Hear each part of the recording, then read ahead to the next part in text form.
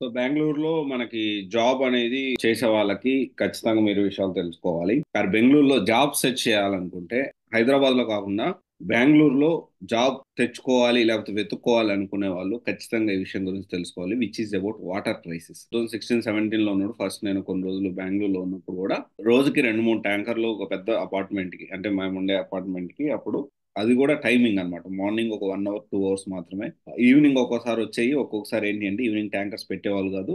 అప్పుడు ఒక 1 hour 2 hours మాత్రమే, ఈ టైంలో మాత్రమే ఏం పనులను అన్ని చేసుకోవాలి. ఏమైనా పట్టేది ఉంటే డబ్బాల్లో వాటిలో పెట్టుకోవాలి.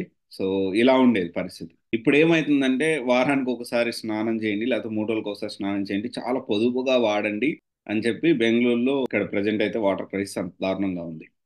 అసలు ఈ వాటర్ క్రైసిస్ కి మన సాఫ్ట్వేర్ కి, సాఫ్ట్వేర్ కంపెనీస్ కి, మనం ఎత్తుక్కునే సాఫ్ట్వేర్ జాబ్ కి ఏంటి రిలేషన్ అంటున్నారా? డెఫినెట్లీ ఏంటి అంటే డిమాండ్ అనేది తెర మీదకి వచ్చింది, which is about work from home. ఎందుకండి బాబు మాకు ఈ కష్టాలు, వర్క్ ఫ్రమ్ హోమ్ ఇస్తే మాకు మంచిగా మా పల్లెటూరుకో ఊరుకో వెళ్ళి హ్యాపీగా వర్క్ చేసుకుంటాము.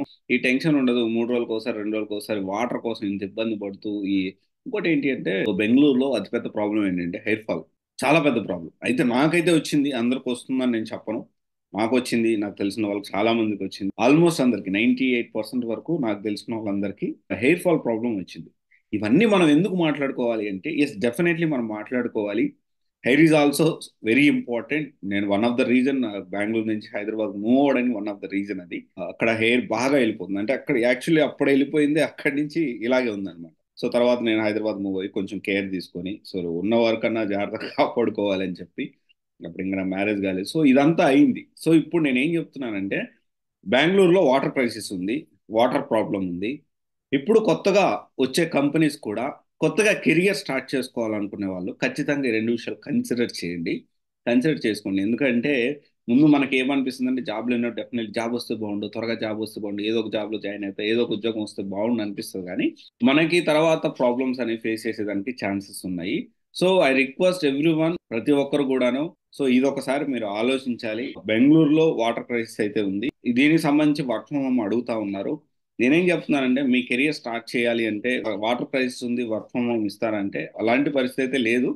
కానీ ఛాన్సెస్ అయితే ఉన్నాయి. నిజంగా ఒకవేళ ఓకే నాకు వాటర్తో ఏ ప్రాబ్లం లేదు, ఒకవేళ అయితే అవుతుంది, ఛాన్స్ ఉంటే పాసిబుల్ ఉంటే వర్క్ ఫ్రమ్ వచ్చే ఛాన్సెస్ ఉన్నాయి కదా బెంగళూరులో.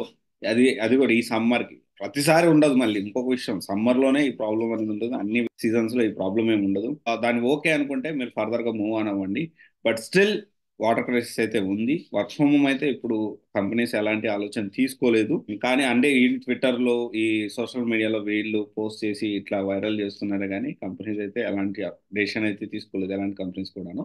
కానీ ఫ్యూచర్ లో మీ కెరియర్ ఒకవేళ అక్కడే సెటిల్ అవ్వాలి, బెంగళూరులో సెటిల్ అవ్వాలి అనుకుంటే మాత్రం ఒకసారి ఆలోచించండి. హైదరాబాద్ లో అయితే ఇప్పటికైతే ఇలాంటి పరిస్థితి లేదు. నెక్స్ట్ నాకు తెలిసినంత వరకు ఒక 30 years వరకు అయితే అంత వాటర్ లెవెల్స్ ఏం కిందకి వెళ్ళలేదు హైదరాబాద్ లో.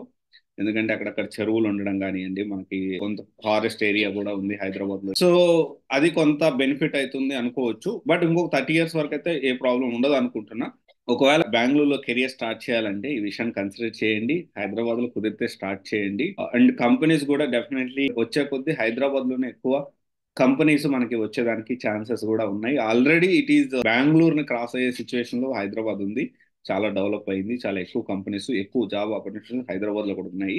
అండ్ వేరే లొకేషన్స్, చెన్నై చూసుకుంటే చెన్నై నాట్ ప్రిఫరబుల్. సో ఎందుకంటే సిన్సియర్ గా కెరియర్ స్టార్ట్ చేయడానికి అక్కడెక్కడ పోయినా ప్లాన్ చేసుకోండి, హైదరాబాద్ లో ప్లాన్ చేసుకోండి. నేను అందరికీ చెప్తుంది అదే. సో ఎందుకంటే ఇక్కడ ఎక్స్పెన్సివ్ కానివ్వండి, లేకపోతే మంత్లీ ఎక్స్పెండిచర్, ఇవన్నీ కూడా కొంచెం ఏంటి అంటే బడ్జెట్ లో వెళ్ళాలనుకుంటే బడ్జెట్ లోకి వెళ్ళడానికి ఛాన్సెస్ అయితే ఉంటాయి. సో ఆలోచించండి కెరియర్ స్టార్ట్ చేయాలనుకునే వాళ్ళు. Thank you.